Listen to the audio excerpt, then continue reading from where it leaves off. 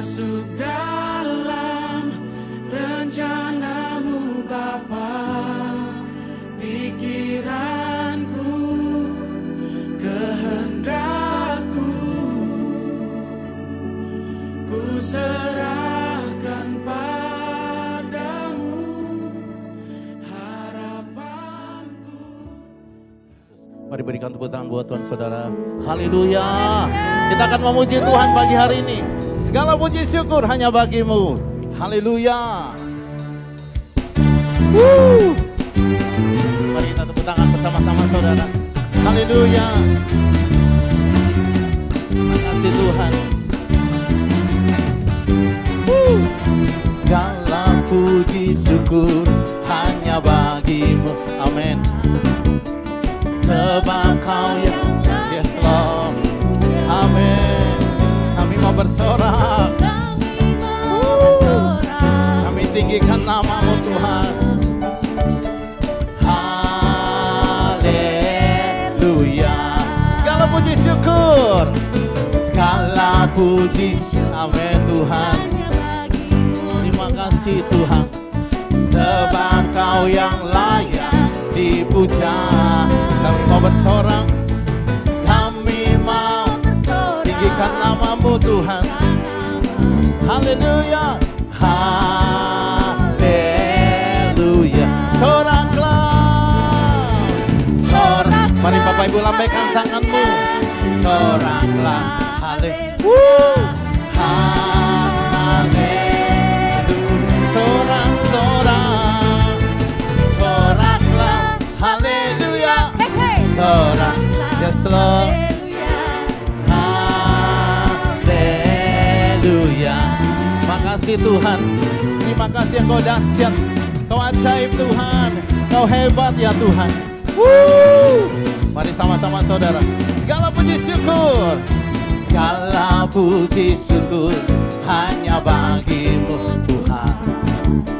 Sebab kau yang layak dipuja. Kami mau bersorak. Kami tinggikan Engkau Tuhan di tempat ini. Haleluya. Sorak, sorak.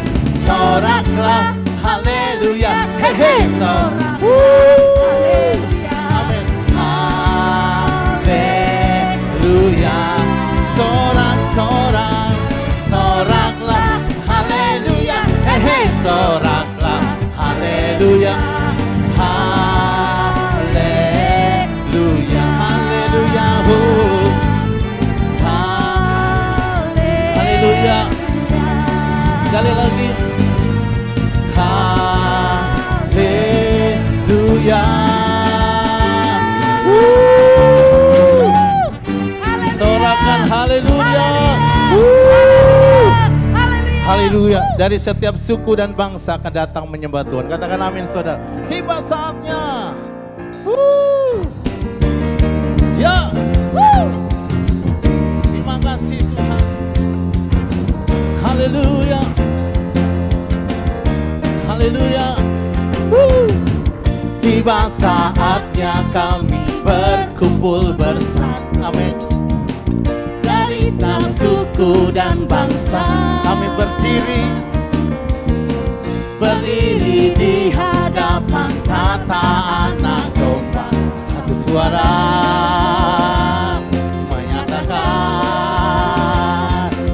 keselamatan dari Allah yang duduk dan bertata.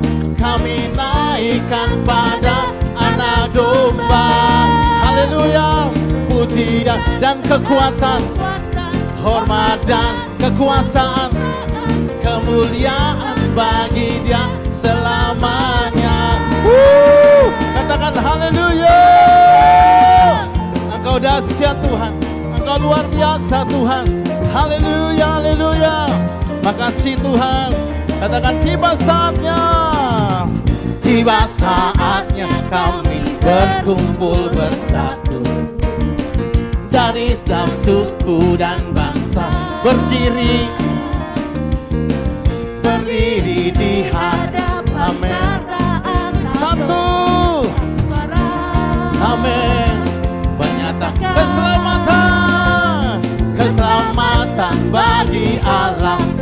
duduk dan bertata, kami naikkan, amin.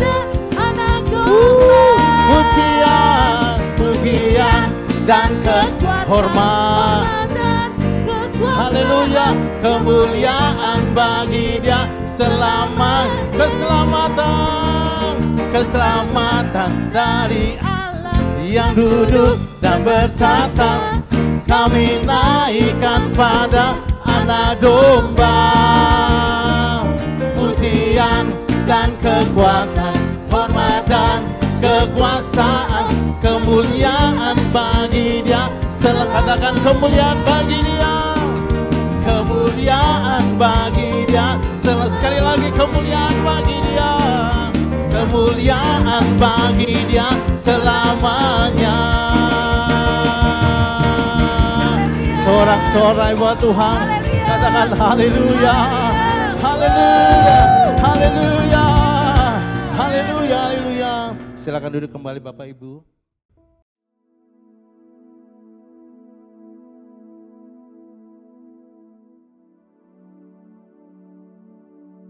Shalom semuanya. Tahun 2023 adalah tahun untuk bangkit. Jadilah pemenang. The year to rise up. Be victorious. Tuhan menghendaki agar kita menjadi pemenang. Yang mau menjadi pemenang katakan amin. Wahyu pasal 2 dan pasal 3 adalah pesan Tuhan Yesus kepada 7 sidang jemaat pada waktu itu, yang juga bisa diartikan sebagai pesan Tuhan Yesus kepada gereja sepanjang masa, termasuk gereja masa kini. Setiap pesan Tuhan Yesus selalu diakhiri dengan kata-kata, barang siapa bertelinga, hendaklah mendengarkan apa yang dikatakan oleh Roh kepada jemaat-jemaat. Barang siapa menang, maka upahnya adalah masuk surga. Jadi untuk menjadi pemenang, kita harus mendengarkan apa yang dikatakan oleh Roh kepada jemaat. Hal ini bisa juga diartikan, kita harus membaca Alkitab, merenungkan, melakukan, dan menyaksikannya. Tuhan juga bisa berbicara kepada kita melalui nubuatan, melalui mimpi, melalui peringatan dan teguran, melalui hamba-hambanya. Hasil temuan dari Dr. George Barna, Direktur Research Culture Research Center Arizona Christian University di Amerika Serikat, yang dirilis pada tanggal 24 Mei 2022, menunjukkan bahwa hanya 37% pendeta Kristen di Amerika Serikat yang masih memiliki sudut pandang yang alkitabiah. Wow. Temuan ini tidak mengejutkan, mengingat pendeta dari kaum Injili yang percaya bahwa Alkitab adalah firman Allah yang benar dan dapat diandalkan untuk kehidupan manusia. Hanya 51% yang masih memiliki pandangan yang alkitabiah. Secara rinci, didapat data pendeta yang masih memiliki sudut pandang yang alkitabiah berdasarkan denominasi. Yang pertama, pendeta non-denominasi dan gereja-gereja independen itu 57%. Kemudian pendeta Protestan Injili 51%. Pendeta karismatik Pentakosta 37%. Pendeta Protestan Arus Utama 32%. Pendeta aliran kekudusan 28%. Pendeta Protestan kulit hitam 9%. Pastor Katolik Roma 6%. Berdasarkan jumlah jemaat yang dilayani, pendeta dengan jemaat kurang dari 100 orang itu 41%. Pendeta dengan jemaat antara 101 sampai dengan 250 orang 45%. Pendeta dengan jemaat 251 sampai dengan 600 orang. 14%. Pendeta dengan jemaat lebih dari 601 orang. Hanya 15%. Data ini menunjukkan bahwa pendeta yang memiliki jemaat yang sedikit masih memiliki pandangan yang alkitabiah dibandingkan dengan pendeta yang memiliki jemaat dan jumlah besar.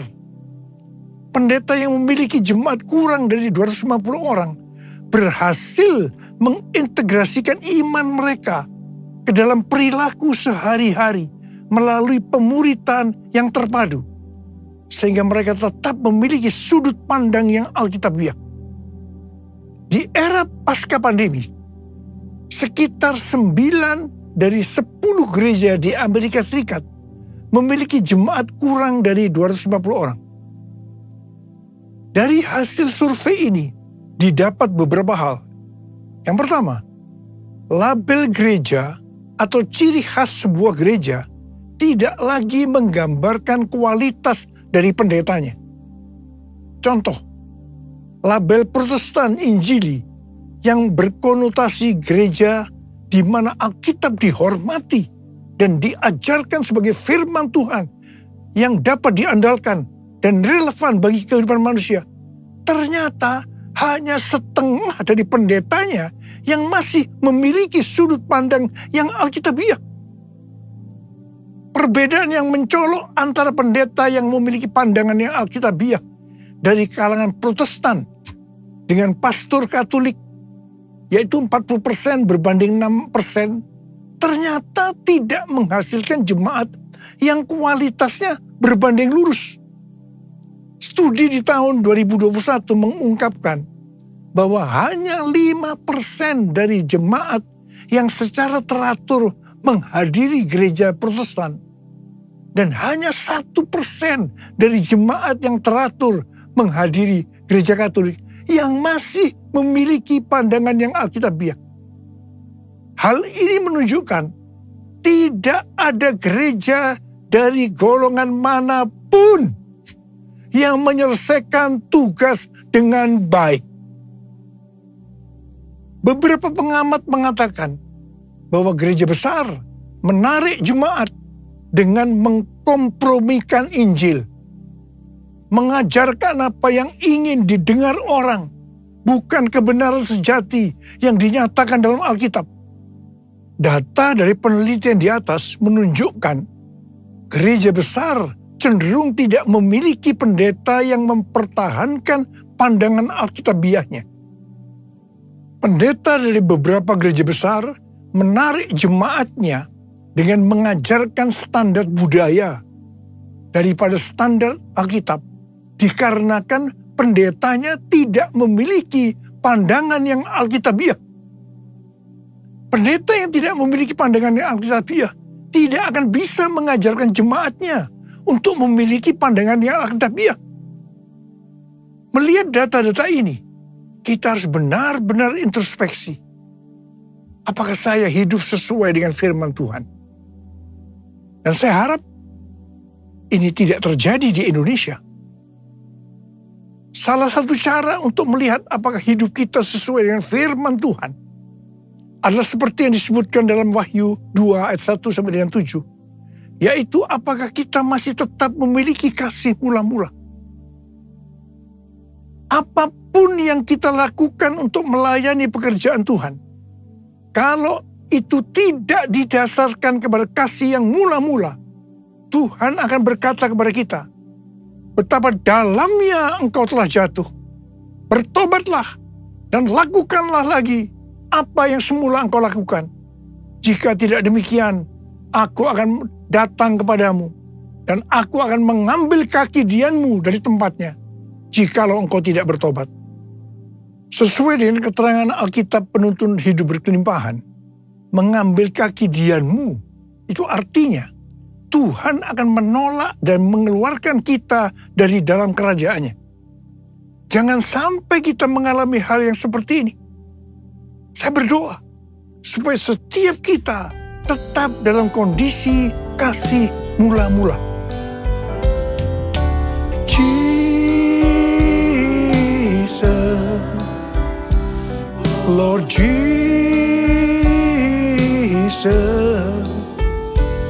Lord Jesus, you're my first love. How I love you, oh how I love you, Jesus, Lord Jesus,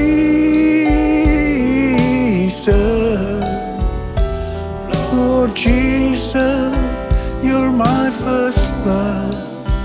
How I love you, oh how I love you, Lord. Tahun 2023 adalah tahun untuk bangkit. Jadilah pemenang. Elia menjadi pemenang melawan nabi-nabi Baal, sehingga membuat orang Israel bertobat. Orang Israel bertobat karena melihat api Tuhan turun. Api Tuhan turun karena doa Elia. Sebelum berdoa, yang dilakukan oleh Elia adalah memperbaiki mezbah Tuhan yang telah diruntuhkan. Artinya, memulihkan ibadah mereka kepada Tuhan. Pertama-tama yang dilakukan Elia adalah membuat mezbah dengan menyusunnya dari 12 batu. 12 batu berbicara tentang unity di antara suku-suku Israel. Untuk menjadi pemenang dalam hal memenangkan jiwa bagi Tuhan, yang paling utama harus terjadi unity di antara kita. Kita harus saling mengasihi. Yohanes 15 ayat 16 dan 17 berkata, bukan kamu yang memilih aku, tetapi akulah yang memilih kamu. Dan aku telah menetapkan kamu, supaya kamu pergi dan menghasilkan buah, dan buahmu itu tetap, supaya apa yang kamu minta kepada Bapa dalam namaku, diberikannya kepadamu. Inilah perintahku kepadamu, kasihilah seorang akan yang lain. Yohanes 13 ayat 34 dan 35 berkata, aku memberikan perintah baru kepada kamu, yaitu supaya kamu saling mengasihi. Sama seperti aku telah mengasihi kamu, demikian pula kamu harus saling mengasihi. Dengan demikian, semua orang akan tahu bahwa kamu adalah murid-muridku, yaitu jikalau kamu saling mengasihi. Matius 5 ayat 23 dan 24 berkata, sebab itu, jika engkau mempersembahkan persembahanmu di atas mezbah, dan engkau teringat akan sesuatu yang ada dalam hati saudaramu terhadap engkau, tinggalkanlah persembahanmu di depan mezbah itu, dan pergilah berdamai dahulu dengan saudaramu, lalu kembali untuk mempersembahkan persembahanmu itu. Supaya persembahan kita berkenan kepada Tuhan, maka kita tidak boleh ada ganjalan dengan orang lain. Kita tidak usah mempermasalahkan siapa yang benar dan siapa yang salah. Tetapi supaya terjadi saling mengasihi dan inisiatif berdamai harus dari kita terlebih dahulu. Roma 12 ayat 18 berkata, sedapat-dapatnya kalau hal itu bergantung padamu, hendaklah engkau hidup dalam perdamaian dengan semua orang. Semua diberkati Tuhan. Mari kita akan melihat contoh mengapa Abraham diberkati Tuhan. Salah satu alasannya adalah bagaimana respon Abraham agar perdamaian tetap terjadi antara dia dengan Lot. Kisah perselisihan antara Abraham dan Lot ini dimulai karena padang penggembalaan mereka kurang.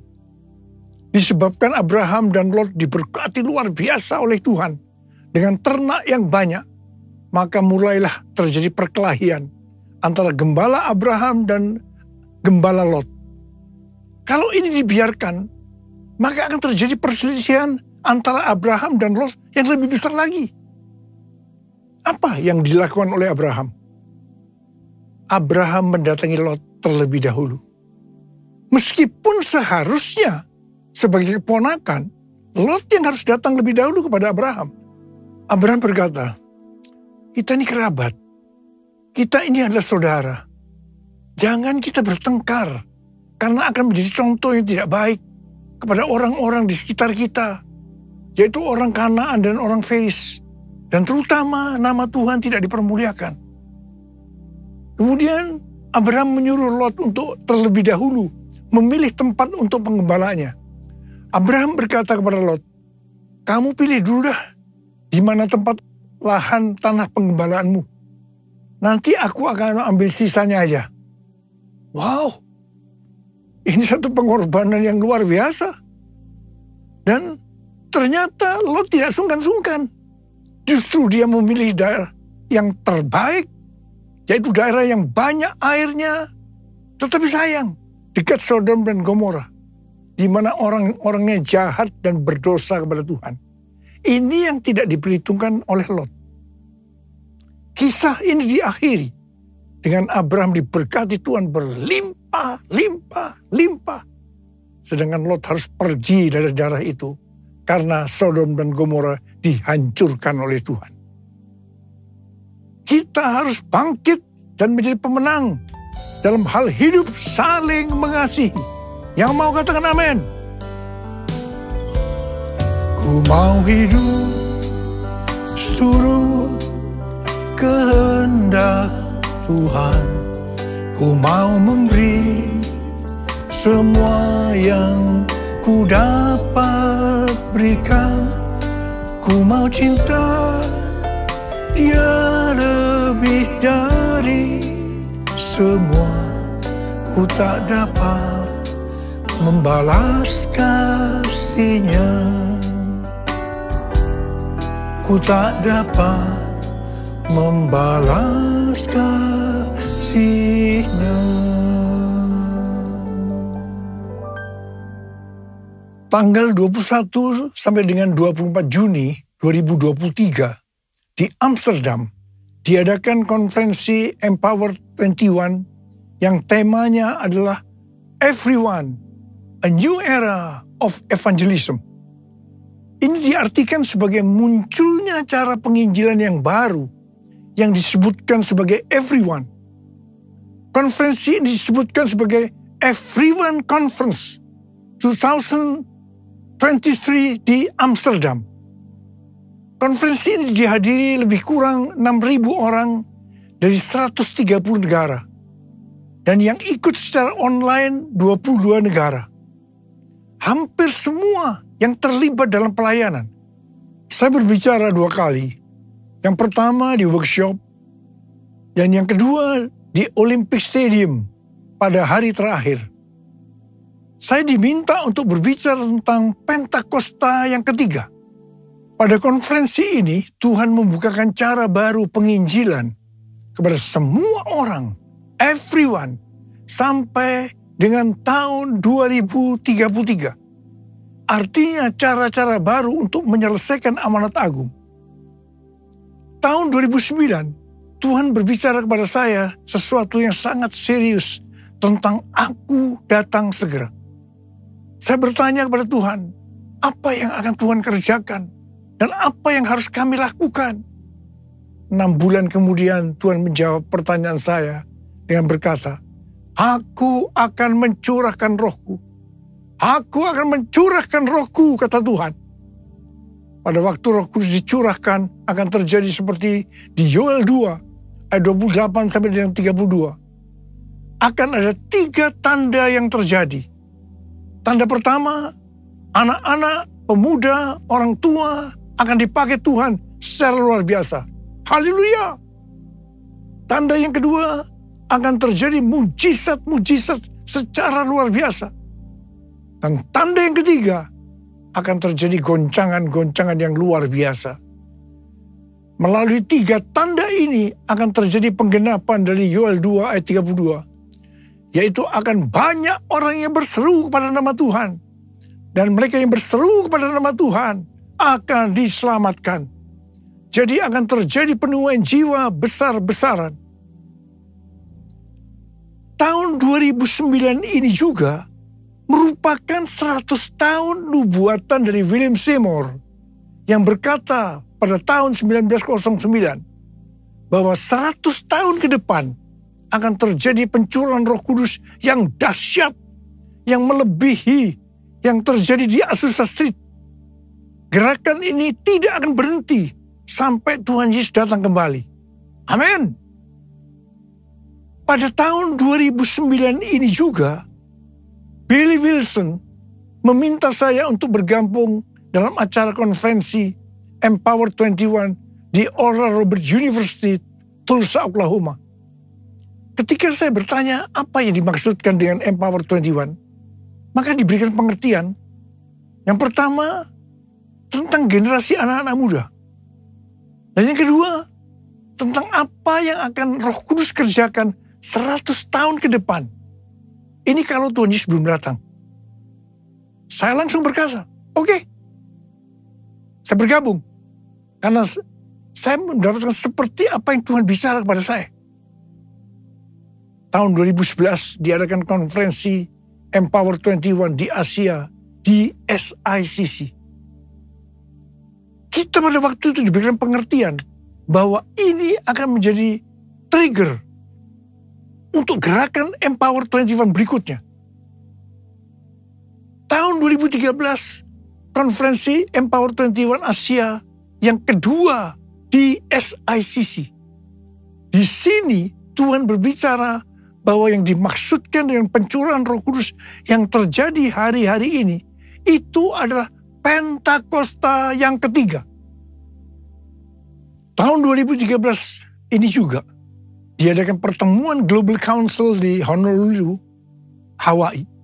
Kembali Empower 21 melahirkan visi bahwa semua orang di bumi akan mengalami perjumpaan yang otentik dengan Tuhan Yesus melalui kuasa dan kehadiran Roh Kudus pada Pentakosta 2033. Pada waktu saya mendengarkan visi ini, saya tidak bisa mengerti bagaimana caranya bisa terjadi. Begitu juga dengan Billy Wilson, tidak mengerti bagaimana hal ini bisa dilaksanakan. Pada bulan Mei 2022, di lantai 11 SICC, ada konferensi World Prayer Assembly secara hybrid. Saat itu ada 3 pembicara melalui online, yaitu yang pertama Billy Wilson, yang mewakili kelompok dari Pentakosta. Dan yang kedua, Rick Warren, yang mewakili kelompok Baptis. Dan yang ketiga, Nicky Gamble, yang mewakili kelompok Anglican. Di mana mereka berbicara tentang topik yang sama seperti visi yang diberikan kepada Empower 21, yaitu goal amanat agung pada tahun 2033. Wow! Di sini saya baru mendapatkan sesuatu. Dan saya berkata pada waktu itu, I got it! I got it! Dan berdasarkan ini juga, maka diadakan konferensi Empower 21, Everyone di Amsterdam, tanggal 21 sampai 24 Juni 2023. Tuhan menuntun kita untuk menyelesaikan amanat agung dengan memberikan pengertian bahwa dalam 10 tahun ke depan, setiap orang berhak untuk berjumpa dengan Tuhan Yesus secara otentik melalui kuasa dan hadirat Roh Kudus. Dan yang kedua, setiap kita mendapatkan kesempatan untuk memperkenalkan setiap orang kepada Tuhan Yesus. Ini dimulai dengan satu orang. Seperti pada waktu Tuhan Yesus berjumpa dengan perempuan Samaria dan orang di Gerasa yang rasuk banyak setan. Setelah mereka disembuhkan, dari satu orang, satu kota dimenangkan untuk Tuhan Yesus. Dan kita dituntun Tuhan. Cara penginjilan melalui kelompok kecil seperti KUL. Dan untuk menyelesaikan amanat agung, everyone, ini tidak bisa sendiri. Harus berkolaborasi. Denominasi harus unity dengan tidak menjelekkan satu dengan yang lainnya. Tetapi bersama-sama bergandengan tangan. Supaya setiap orang mendengar tentang Yesus dan berjumpa dengan Dia. Kita tidak perlu mempersoalkan tentang perbedaan doktrin. Yang penting, kalau visinya sama untuk menangkan jiwa bagi Tuhan Yesus, kita harus bergandengan tangan. Saya tahu ini pesan Tuhan yang sangat kuat untuk hari-hari terakhir ini.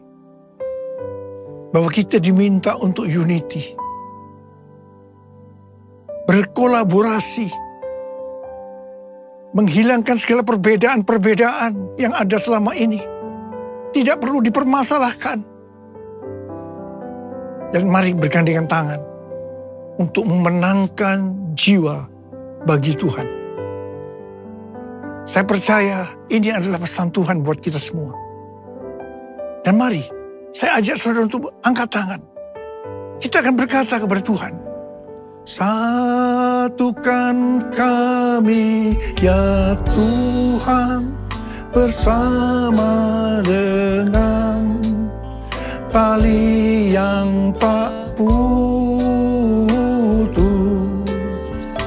Satukan kami ya Tuhan bersama dengan kasih sempurna. Allah kami satu, Raja pun satulah. Tubuh Kristus satu, sebab itu ku nyanyi,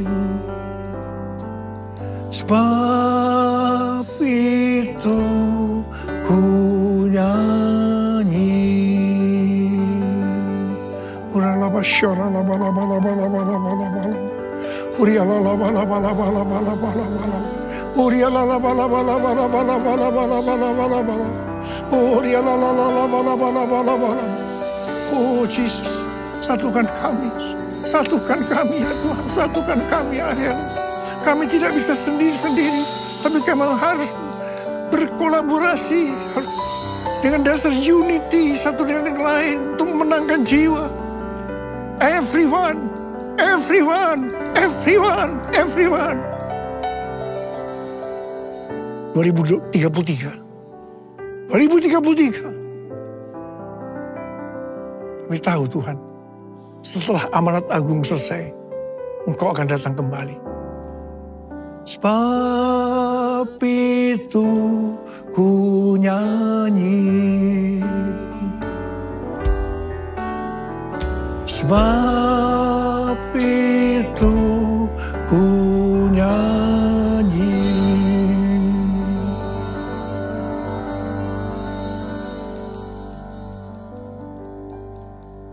Mari, saudara-saudara, kita akan masuk dalam perjamuan kudus. Kita akan mengingat ayat ini. Sebab setiap kali kamu makan roti ini dan minum cawan ini, kamu memberitakan kematian Tuhan sampai Ia datang. Perjamuan kudus adalah perjamuan Tuhan Yesus sendiri. Setiap kali kita masuk dalam perjamuan kudus, ini pesan Tuhan buat kita semua. Biarlah ini menjadi peringatan akan daku. Peringatan akan daku. Mari tundukkan kepala. Arahkan hati kita kepada kebaikan Tuhan. Bapa, siapakah kami sebelum kami mengenal Engkau? Kami semua orang berdosa. Upah dosa adalah maut, mati. Tapi Engkau yang tidak berdosa telah dijadikan dosa oleh karena kami. Engkau harus turun dari surga mulia, mati ganti kami dengan penderitaan yang luar biasa. Sungguh kalau kami pikirkan betapa baiknya Engkau Tuhan. Betapa baiknya Engkau ya Aba. Engkau jadikan kami sebagai anak-anak-Mu. Engkau yang memberkati, Engkau membela, Engkau mengajar kami, Engkau menyembuhkan kami. Engkau tegur, Engkau hajar kami kalau salah. Itu Engkau ya Aba. Itu Engkau ya Aba. Tuhan akan memberkati kita melalui perjamuan kudus. Tapi Tuhan mau kita makan dan minum dengan cara yang benar. Karena itu masing-masing berdoa. Lihat keadaan dirimu masing-masing. Introspeksi. Jangan menyimpan dosa. Akui. Minta ampun. Supaya diberkati Tuhan. Ampuni saya Tuhan. Ampuni Tuhan. Ampuni. Ampuni ya Aba. Ampuni ya Aba. Ampuni ya Aba. Kami akan masuk dalam perjamuan kudus. Dengan hati yang penuh ucapan syukur. Dalam nama Yesus. Amin. Mari. Angkat roti di tangan kanan kita tinggi-tinggi. Sebab apa yang telah kuteruskan kepadamu telah aku terima dari Tuhan. Itu bahwa Tuhan Yesus pada malam waktu ia diserahkan mengambil roti. Dan sesudah itu ia mengucap syukur atasnya. Ia memecah-mecahkannya. Dan berkata, inilah tubuhku yang diserahkan bagi kamu. Perbuatlah ini menjadi peringatan akan aku. Sudah dikasih Tuhan, bukankah roti yang kita pecah-pecahkan ini adalah persekutuan kita dengan tubuh Kristus. Mari kita makan dalam nama Yesus.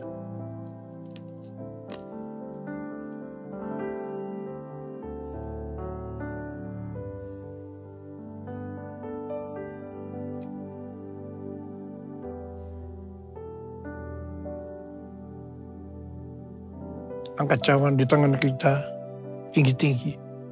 Mungkin juga yang mengambil cawan sudah makan lalu berkata, cawan ini adalah perjanjian baru yang dimeteraikan oleh darahku. Perbuatlah ini setiap kali kamu meminumnya menjadi peringatan akan aku. Sudah dikasih Tuhan, bukankah cawan pengucapan syukur. Yang atasnya kita ucapkan syukur adalah persekutuan kita dengan darah Yesus. Mari kita minum dalam nama Yesus.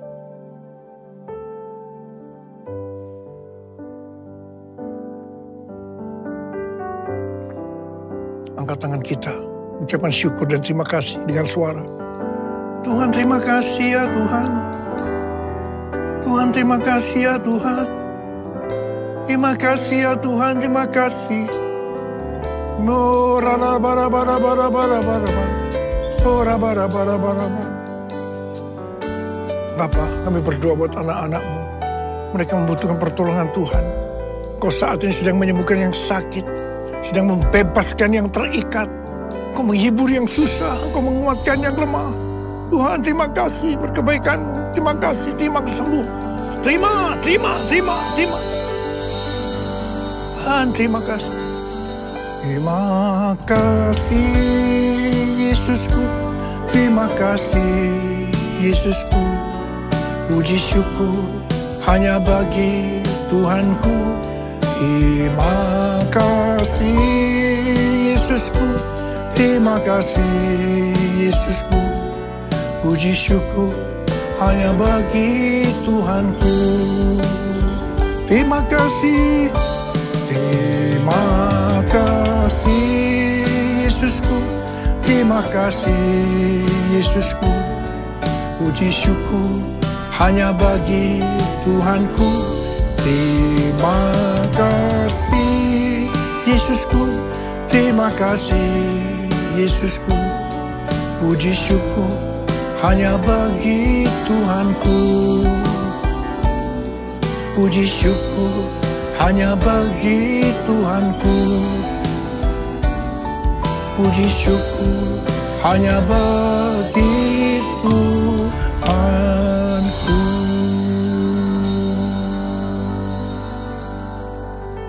Terima kasih Abah. Terima kasih. Berkat-Mu melimpah buat anak-anak-Mu. Sekarang terima berkat Tuhan. Kasih karunia berlimpah-limpah daripada Allah Bapa dalam anak yang tunggal Yesus Kristus. Persekutuan yang manis dengan Roh Kudus menyertai saudara sekalian mulai hari ini. Sampai Tuhan Yesus datang menjemput kita di awan-awan dan bahkan sampai selama-lamanya. Yang percaya bersama-sama katakan, Amin.